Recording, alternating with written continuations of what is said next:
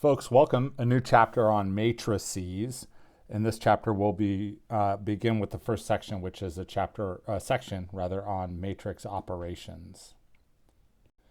So a lot of things in this section will remind you a lot of the similar section on vector operations. So we'll define matrices, matrix equality, matrix addition, scalar multiplication.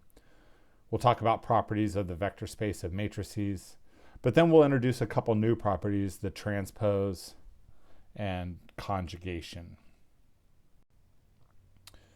So here's a definition of a set of all matrices. This is a new vector space. The vector space M sub Mn is a set of all M by N matrices. And their entries are most generally from the set of complex numbers. We'll usually use real numbers like we did with vectors, but everything that we hold true in this section also holds true for complex numbers. So we'll make the definition for complex numbers. So here's a definition of matrix equality. The M by N matrices are equal. We write A equals B, provided that each component of A is equal to each component of B. So that is the component in the ith row and jth column of A is the same as the component in the ith row and jth column of B. For all of the columns I from 1 to M, all of the rows from I from 1 to M, and all the columns J from 1 to N. Okay, so again, equality is component-wise. We can talk about matrix addition as well, right? Matrix addition, the element in the ith row and jth column of the sum A plus B is just the element in the ith row and jth column of A plus the element in the ith row and jth column of B. So this is no big surprise, and we can define matrix addition as long as the two matrices are the same size. So we can see here we've got a couple matrices A and B, and we'll go ahead and find A plus B. It's not such a hard operation, sometimes maybe a little bit tedious, but we just add component-wise. So of course what you get is this matrix 8 minus 1, 0, 4, 5, negative 5. Okay. We can also define scalar multiplication, right? Multiplication of a matrix by a scalar. So just like with vectors, scalar multiplication is defined component-wise. The element in the ith row and jth column of alpha times the matrix A is alpha times the element in the ith row and jth column of A. So here's an example. Let's take alpha to be 7 and compute alpha A. So you would expect it to just be reading across the top row and then down. 1456 minus 2135, 0, 7. And that's exactly what you get for alpha A. So again, scalar multiplication is component-wise. Okay, let's talk about properties of the vector space, and we won't spend a lot of time on this, but the vector space of M by N matrices has many of the same properties that the vector space of column vectors has. So the first two properties are closure properties, right? So if A and B are elements of our vector space, then their sum is as well. If A is an element of our vector space, then any scalar multiple is. Then, of course, we have the commutative and associative properties of matrix addition. And there's a typo here on this zero matrix, right? So there's a zero matrix just like there is for vectors, right? Zero matrix has a property that when you add it to any matrix, you get back the matrix you started with. The property AIM says there's an additive inverse, right? Given any matrix A, there's another matrix, we'll call it minus A, such that if you add A and minus A, you get the zero matrix. And then we have three different distributive and associative properties of scalar multiplication. And finally, there is a 1, right? There's an element 1 that's a scalar that when you multiply by a matrix, you get back the matrix. So the proof of these properties, the proofs of these properties is the same as the proofs of the properties in section VO, and I won't spend too much time on that. Okay, so we'll go ahead and talk about a new quantity, a new matrix operation called the transpose. So given an M by N matrix, we can define its transpose.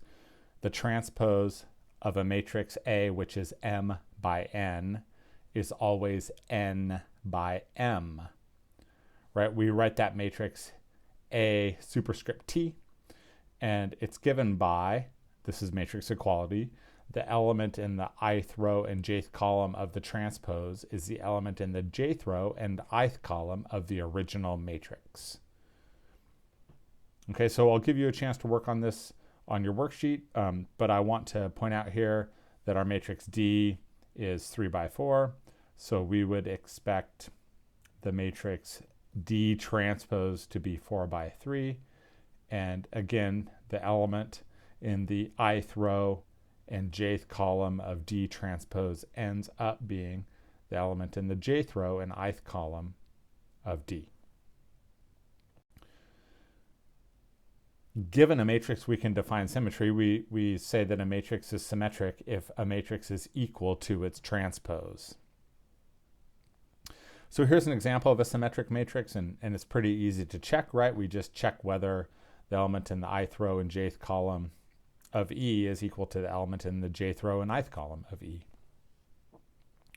Right, so we can see, for instance, that these elements are the same. We can see, for instance, that these elements are the same. We can see, for instance, that these elements are the same, and so on and so forth throughout the entire matrix. Right, the element in the ith row and jth column is equal to the element in the jth row and ith column. So again, this is pretty easy to check. You can just go through and sort of stare at a matrix to see whether it's symmetric.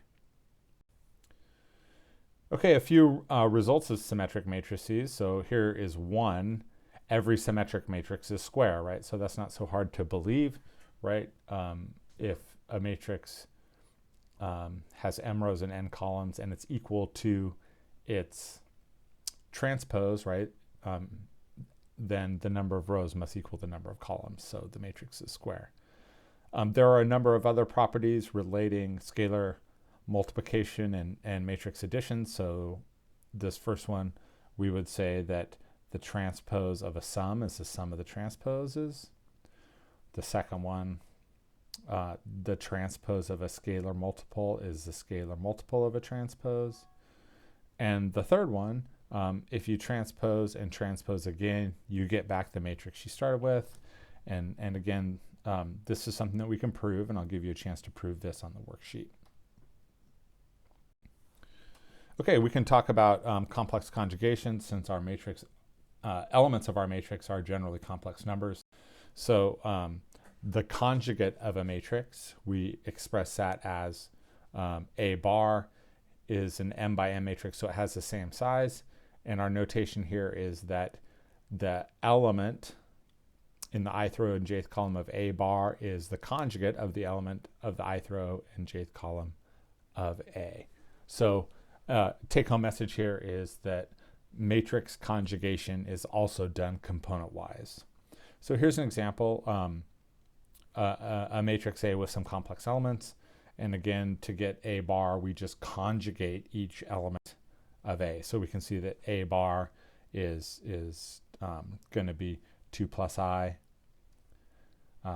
3, the conjugate of 3, of course, is 3.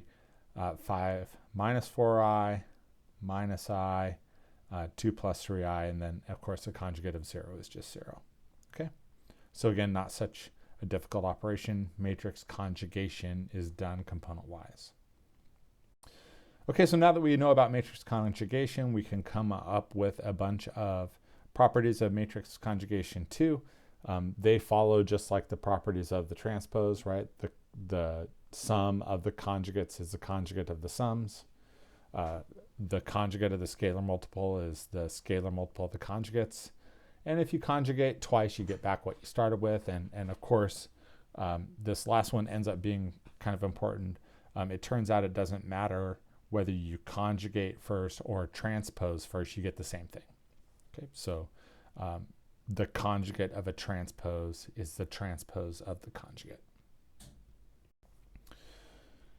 Okay, and that conjugate transpose, as it turns out, is a special matrix. It's called the adjoint. So if A is a matrix, its adjoint, we denote the adjoint by A star, is the conjugate transpose of A. So here's an example. A is this matrix we just dealt with a moment ago. It's 2 by 3. And I'll give you a chance to find its conjugate transpose, but as it turns out, its conjugate transpose is 3 by 2. And again, you get that conjugate transpose, the adjoint, by taking the conjugate and taking the transpose. And as we mentioned in the last term, the order doesn't matter. Okay. So of course, adjoint has a few properties too, and I'll give you a chance to prove this first one on the worksheet. The first one says that the adjoint of the sum is the sum of the adjoints. And then of course, the adjoint of a scalar multiple is the conjugate product, right, of the scalar multiple of the adjoint. And then the adjoint of the adjoint is the matrix itself. Okay, so once again, an opportunity for you to work through one of these proofs on the worksheet. Okay, folks, so that's it for matrix operations. Hope you've enjoyed this video. Have a great day, and we'll see you soon. Bye-bye.